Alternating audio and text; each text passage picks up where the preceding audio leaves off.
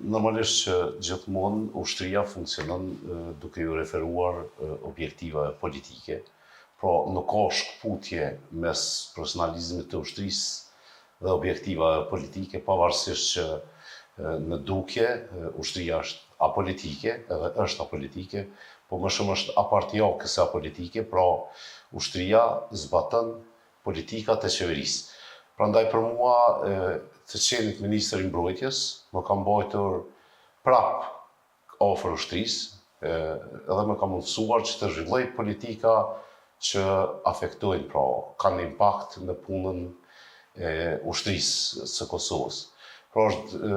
pavarësisht përfshirësime në politikë, unë konsideroj që kam mbetur brenda atij trungut, në cilën jam formësuar, më saktësisht në Ushtrinë e Kosovës, e cila normalisht që